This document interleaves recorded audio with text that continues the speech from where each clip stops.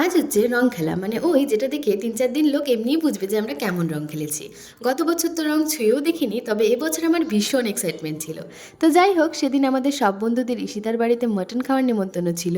আর তার সাথে আমরা অনেক দিন থেকেই প্ল্যান করে রেখেছিলাম যে রং খেলার দিন ভাং ঠান্ডাই বানাবো। তো সেই জন্যই রেডি হচ্ছি।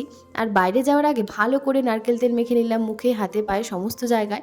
আর এবার একটু লিপস্টিক লাগিয়ে একটা কানের পরে নিলাম, যদিও বা কানেরটা ভালো লাগছিল না বলে পরে খুলে রেখেছিলাম।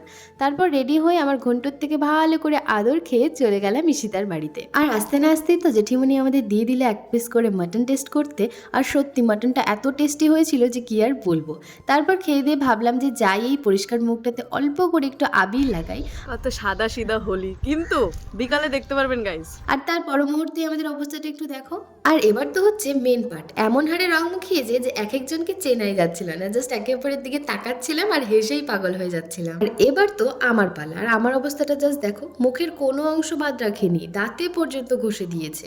আর বছরে একটা দিন এমন করে রং মাখায়, আর এইটুকু তো চলে। রং খেলতে তো ভালোই লাগে, তবে এটা তুলতে স্কিনের 12টা বেজে যায়। যাই হোক, তারপর আমরা শুরু করলাম ভাং বানানোর প্রস্তুতি। যদিও বা হাসাহাসির চক্করে তোমাদের ভালোভাবে সবটা দেখাতেই পারিনি, তবে কি আর করব বলো। যদিও এই ভাং খেয়ে কারোরই কিছু হয়নি, আমি তো 1 গ্লাস নিয়েছিলাম, তবে ভয়ে ভয়ে জাস্ট 2 চুমুক খেয়েছিলাম। আর বাকিরা তো সবাই 2 গ্লাস করেও খেয়েছে, তবে কারোরই কিছু হয়নি। তো তারপর তো জেঠিমনি আবার মাটন দিয়ে গেল, আর আমাদের মাটনের সাথে ভাত মুড়ি দুটোরই অপশন দিয়েছিল।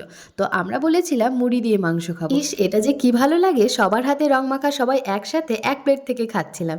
এই মেমোরিজগুলোই তো দিন শেষে থেকে যাবে, কে জানে পরের বছর সবাই একসাথে থাকবো কিনা। Lastly happy Holi to you all.